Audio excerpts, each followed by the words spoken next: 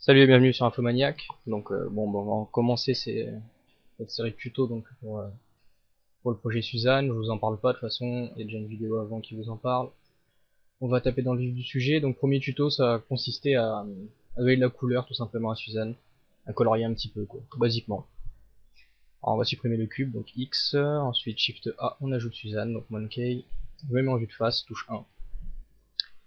Rotation X de 90 degrés, histoire de l'avoir en face de moi. Voilà.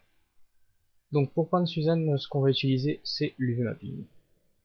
Donc je tire une nouvelle fenêtre, ici je vais chercher donc UV image editor, voilà, la fenêtre d'UV Mapping.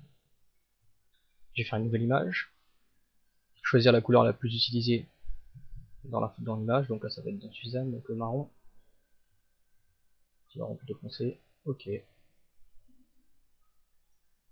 voilà, donc ça nous a créé notre image. Ensuite ici, dans la vue 3D, mode edit sur Suzanne, A pour tout sélectionner, U comme UV Mapping, et Unwrap, ce qui consistera à déplier toutes les faces et les aplatir sur l'image pour que ça soit en 2D. Le problème c'est que c'est hideux, ça déplie vraiment mal, c'est normal surtout. Tout simplement parce qu'il faut faire des coutures. Donc on se met en mode arrête ici, hop. Moi j'appuie sur Alt pour la sélectionner, cette loupe là, voilà. Et en restant sur majuscule, je désélectionne ce que je veux pas. Parce que je veux pas toute cette boucle en fait, je veux uniquement l'arrière du crâne. C'est plus simple pour moi de sélectionner la boucle et de désélectionner après, que sélectionner une par une les arêtes de l'arrière du crâne. Voilà, donc voilà ce que je veux. Ça je vais les marquer en tant qu'arrête. Donc CTRL E pour ouvrir le menu spécial Age, et marque sim. Voilà, marqué comme arrête. Et on a clear sim aussi au cas où on s'est trompé.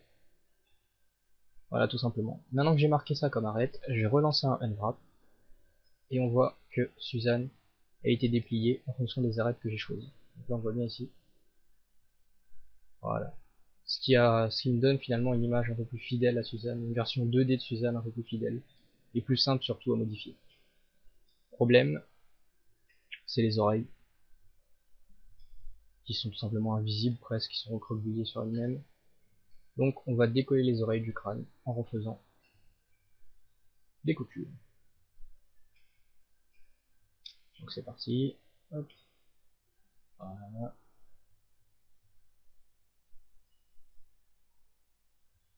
Tout simplement. Bon, je vais plutôt découper ici en fait. Ça change rien, c'est juste histoire d'en découper le moins possible. Voilà, tout simplement. Voilà, CTRL E, marque sim, je fais pareil pour l'autre oreille évidemment.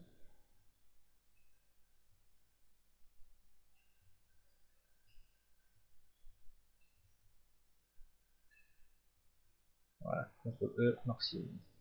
Et on refait donc un wrap. Et on voit que les oreilles ici à la place, j'ai des trous, puisque les oreilles ont été mises ici. Et on comprend pas trop le sens des oreilles là, on comprend même rien sur les oreilles. Tout simplement parce qu'en fait il m'aplatit toute l'oreille, donc ce qu'on va faire c'est qu'on va séparer l'avant de l'oreille de l'arrière de l'oreille. Alors ça peut paraître long et embêtant de faire tout ça, mais ça nous permettra d'aller beaucoup plus vite pour les autres étapes. Donc pour séparer les oreilles en deux, bah, il suffit de faire une couture comme ça, qui sépare les oreilles en deux tout simplement. Voilà, CTRL O maxime.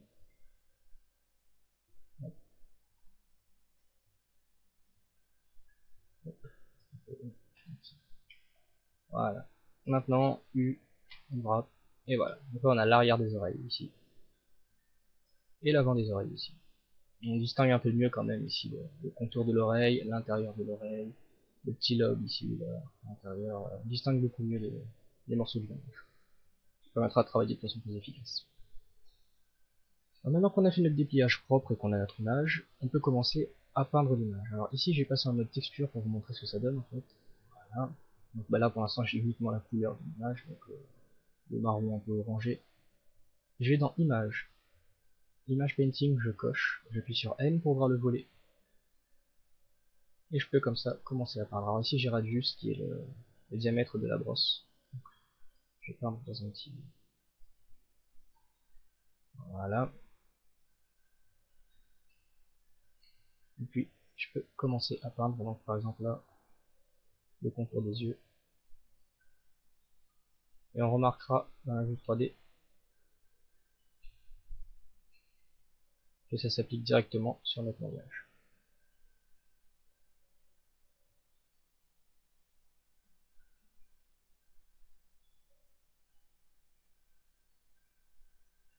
Voilà. Vous allez me dire, si ça s'applique directement sur notre maillage, c'est que l'UV mapping est en lien avec notre maillage. Alors pourquoi est-ce qu'on ne pourrait pas tout simplement peindre sur notre maillage? On peut.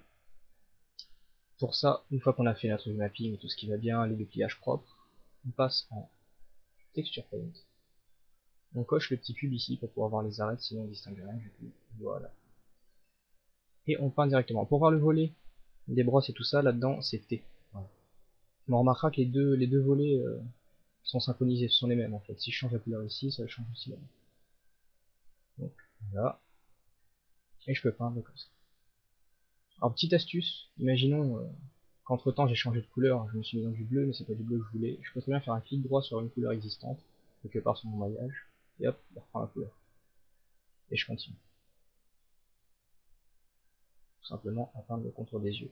Alors on voit un espèce de petit bug quand même sur le contour des yeux ici, c'est tout simplement parce que l'œil, si je passe en mode edit, voilà,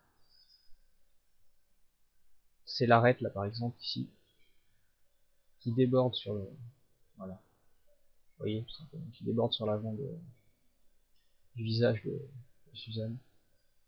Donc il peut y avoir comme ça quelques petits trucs à modifier. Mais en général ça reste relativement simple. Donc je repasse en Texture Paint. Et je peux repeindre. Alors, vous allez me dire, d'ailleurs vous allez voir aussi que quand je peins, ma texture se met à jour, hein, je peins directement sur ma texture.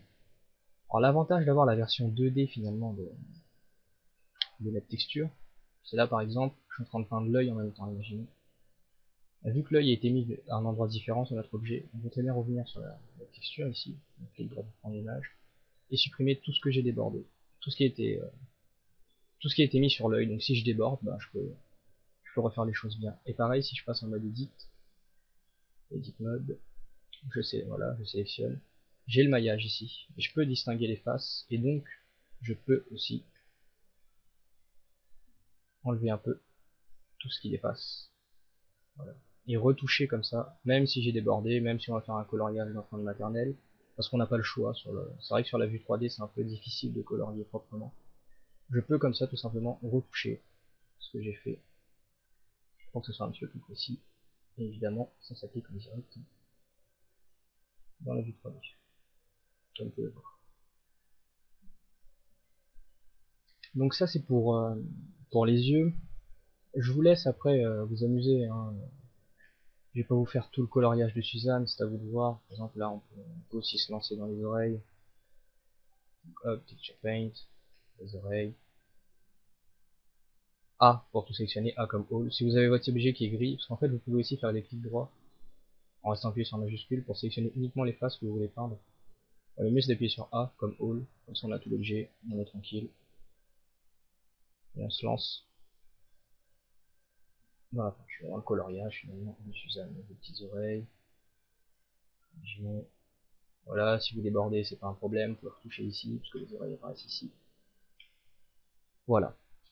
Donc je vous laisse comme ça mettre un petit peu de couleur à Suzanne, donc sous le même procédé, c'est-à-dire colorier d'une façon brute dans la vue 3D, et là-dedans, en mode edit, retoucher un petit peu les petites fautes qu'on a pu faire de coloriage, tout simplement. Donc voilà.